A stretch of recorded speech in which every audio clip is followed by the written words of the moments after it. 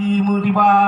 dalam di dua bak papa tema oleh yang sayang hanapan harap ke kakek yang muda tetapi doa pakai mutimpan benar ke macam kamu celitra bek keputo kenan wahai rakan lagi di jinyang di jino kapapa aduh di weng cip urongan malam sayang emak si agam di rumah tangga pulang pengen cid harum hanapan otak blok ke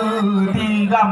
tete harum lagoina maka sebabnya itu yang tampan kata bek menan tak pegat cara hudir beraman BAO wahai tengku menan kerupa kata Abdul Hadi belanya yang pi takun ku dek di mas muda karena digopnya luka le lonturi cihana gelak hayaki ke moen citina pulang digonya salehan takri totan rapi ibadat pina antam ge jadu pakai kopi ada na sekali-sekali paksa kalau lagi kata Abdul Hadi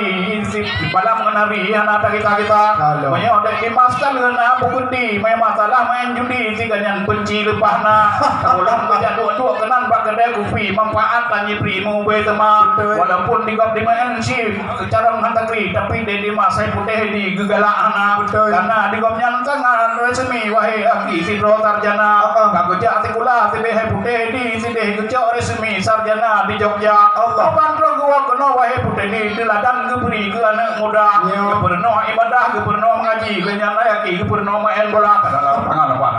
oleh sebabnya wahai aki pe tertuduh ke sinyak Dimas putih di membawa rupa yang penting katanya kita berdoa sampai kanibah rapi di masa yang ibu bahagia dalam rumah tangga sampai serasi dengan istri ibu bahagia sakinah mawaddah warahmah yang hai Abdul Hadi doa keganyan tapi jadi kutika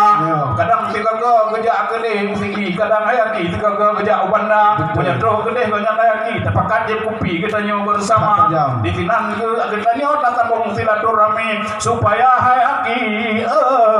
wujud kesadaran cil yang lain ke anak muda antara sayang yang golom na pasangan kajir namita karena takalan nanti ada pelaminan dua awaknya cukup membahagia betul katanya lalea urongan malam yang naci tajan bantai guling tajam maka minta melaju berijam wahai rakan menan ke rupa pulang tajam bahkan duri penuhi undangan yang rejak ngepasangan kan hayu lagoina tapi yang rejak fidro kan hanaban betul rakan tim tapu hana bakal sebabnya paculam pesan tapi deh inang yang tampan menan ke rupa wahai wari yang ulun sayang jino tabari jang lagu mencinta lagu lagongan bino lagi berijang tanpa hai rakan rapa itu kabeh tinggi gata hai tolan potakun menanyan kan hana mangat kan kedua pemuda karena digonya kalau na informasi pun aku sampaikan bae ulun tuan karena digonya hai teguh galau nanyonya punya buka sampai laganyan kena singgung perasaan